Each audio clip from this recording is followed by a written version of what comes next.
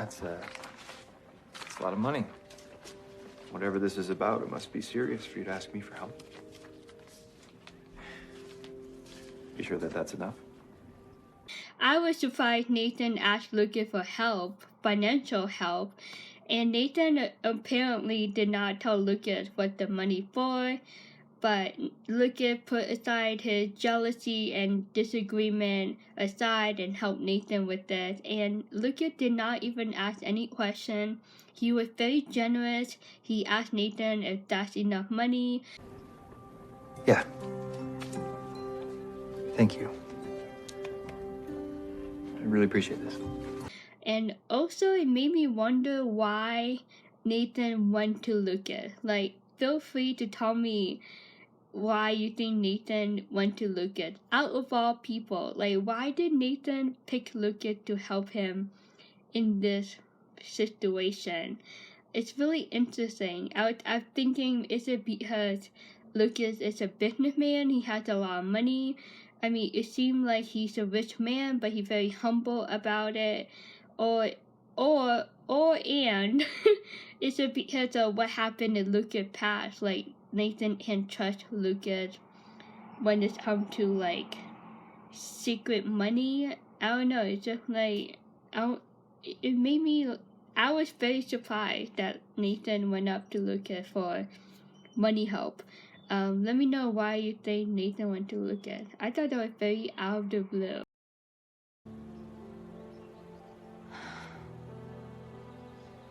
When I hugged Nathan, I realized I care for him more than I thought.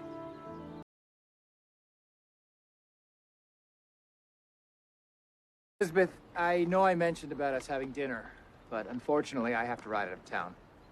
Allie's staying at Opal's, so her mother will drop her off at school tomorrow. Tomorrow's Saturday. Right. Well, I should get going. The first half, everything was normal until Nathan somehow forgot that the next day was Saturday. Such an awkward moment. I was like, how did he forget what day it was? I don't know where you're heading, but please be safe. The second half of the scene is very crucial, very important to talk about. Elizabeth is starting to think more about Nathan and his occupation. She doesn't focus on him as a romantic interest. I think that second half of that scene, she started to realize the mental and the emotional challenge that she have to face if she does end up with Nathan. They establish a great friendship and they have a strong connection over Allie. Like, they really have a good foundation. But does Elizabeth really want to go to another love story with another Mountie? It's like Jack 2.0, but they are both different guys.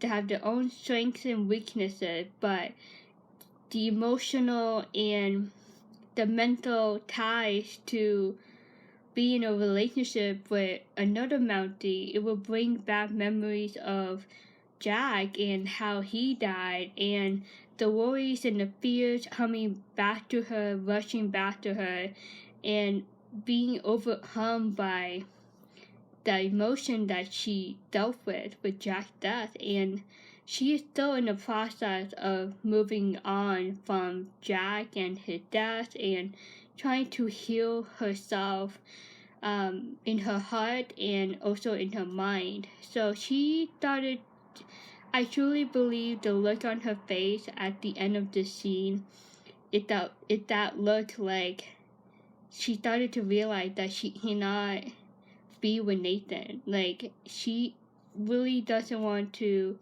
put herself through that again. And I think she also doesn't want to put Nathan through that again, because Nathan doesn't really know yet about her struggle with moving on from Jack, and the pain and the grief that she's still going through with Jack's death. They never had that conversation.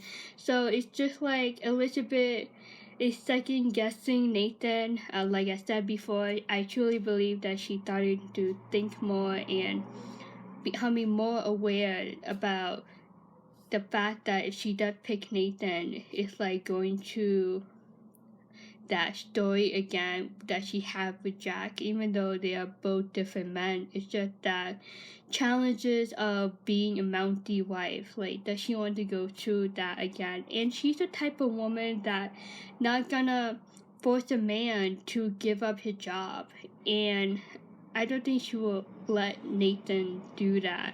So we'll see what happens in the rest of season 8, but I truly believe this scene is more evidence, more insight on where Elizabeth stands in her decision making on these two men.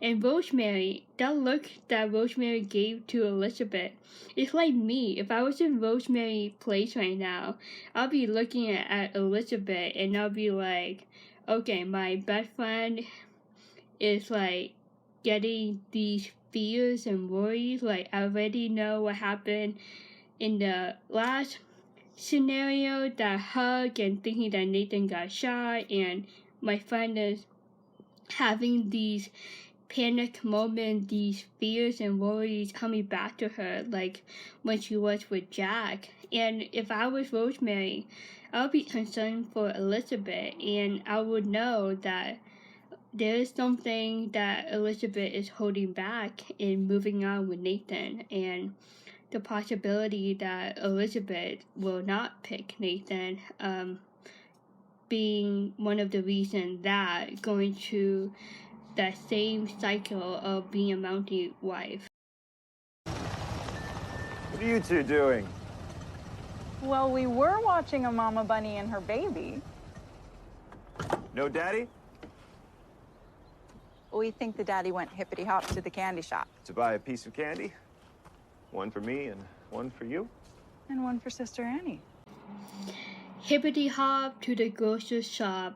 That was such a cute moment. I mean, like they remembered and recited the line, and beautiful that they have a connection and common interest over love of books and literature. It's pretty cute, and part of me, I thought, okay, maybe this is a foreshadow of what's to come. And knowing what happened at the end of season 8, it's definitely a nice sneak peek to the possibility of Lucas coming home to Elizabeth and little Jack, and potentially a new child in the family in the future of this show, hopefully. Helen Bouchard taught you Mother Goose? Helen Bouchard taught me to read, and after that I was on my own.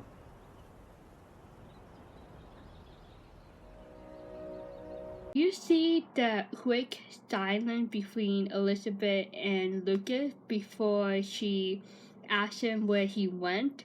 It's just that loving, eye-staring moment between the two, and you can see that Lucas is falling for her really hard, and he just had that moment of just admiring her.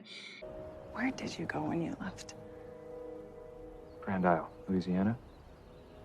I have friends there rebuilding a school that was leveled in the hurricane. I thought helping others might give me some perspective on things here. And Lucas told Elizabeth that he helped rebuild a school in Louisiana, and the first time I watched this episode, I immediately thought of Jack and how Jack built the Hope Valley School. And I was like, oh, okay, another parallel between Jack and Lucas. And maybe it's a hidden message from the writers that they are pointing toward Lucas. And you can see Elizabeth admire that. She's like, wow, that's a very nice thing to do. Like, not only you left Hope Valley, I mean, he could have done something else, but he did a volunteer work while he thinks through of what happened with the hug and sorting his feeling out. He did volunteer work at the same time, and she admires that. I can see that in her look. You got your perspective? Whatever you decide. I want you to be happy. Thank you.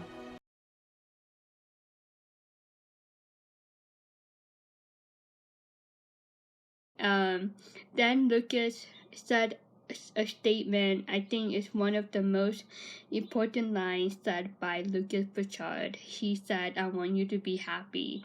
It's such a simple statement, but very straightforward, and it holds a lot of meaning, especially in regard to this relationship between Elizabeth and Lucas.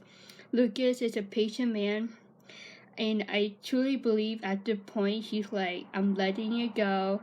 Whatever happened, it happened. I'm letting fate, the universe, decide what happened with me and Elizabeth. Like, whether she picked Nathan or if she picked Lucas, like, Lucas is just like, I'm done with the drama. I'm done with the competition. I'm done with being jealous. I just want you to be happy." And he respects Elizabeth so much as a woman and as a friend. He takes her happiness very seriously, and I think that's a great thing in Lucas. Like, Lucas truly want Elizabeth to be happy, and I think that tells a lot about who he is.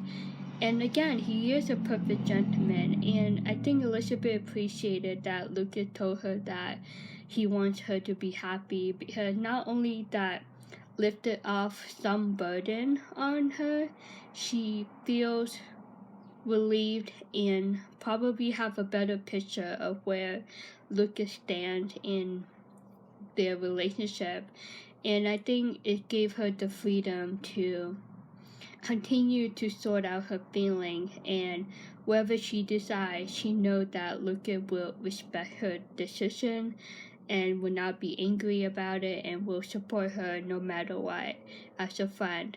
So yeah, Lucas said an important statement in this scene, and it speaks highly of his character, and I think it takes a lot of courage and braveness to say that to a woman, knowing that you might lose her down the road if she does pick Nathan.